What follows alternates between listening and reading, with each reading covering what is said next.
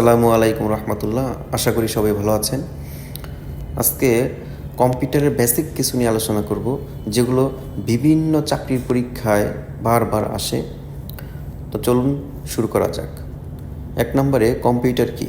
এটি একটি গণনা যন্ত্র। কম্পিউটারের জনককে চার্লস ব্যাবেজ। আধুনিক কম্পিউটারের জনককে যুক্তরাজ্যের ভন নিউম্যান। কম্পিউটার কত সালে আবিষ্কার হয়? 1812 সালে।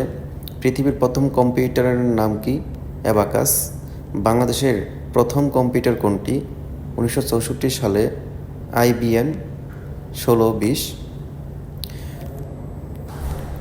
কম্পিউটারের কয়টি অংশ? 3টি। ইনপুট, CPU এবং আউটপুট। CPU এর পূর্ণরূপ কি? Central processing unit. ALU কি? ALU সংক্ষেপে আলু। এটি হলো অ্যারিথমেটিক্যাল লজিক ইউনিট। এটি CPU এর একটা অংশ, সেন্ট্রাল প্রসেসিংয়ের একটি অংশ। র্যাম এবং রম কি? কম্পিউটারের মেমোরি র্যাম এবং রম। র্যামের পূর্ণরূপ হলো র্যান্ডম অ্যাক্সেস মেমোরি এবং রমের পূর্ণরূপ হলো read only memory. Read only memory বা রমটা হলো কম্পিউটারের স্থায়ী মেমোরি এবং র্যামটা হলো অস্থায়ী মেমোরি। কম্পিউটারের স্থায়ী মেমোরিকে কি বলা হয়? রম। কম্পিউটারের মস্তিষ্ক কোনটি? কম্পিউটারের মস্তিষ্ক বলা হয় মাইক্রোপ্রসেসরকে।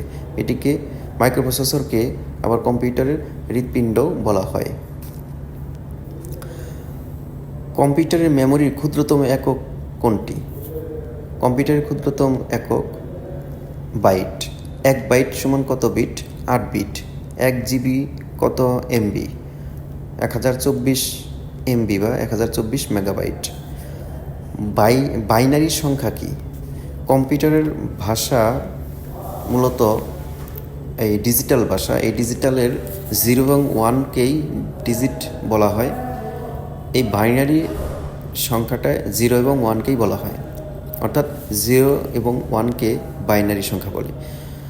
কম্পিউটার মেমোরি কি দিয়ে তৈরি? সিলিকন। ধন্যবাদ সবাইকে সাথে থাকার জন্য। আসসালামু আলাইকুম।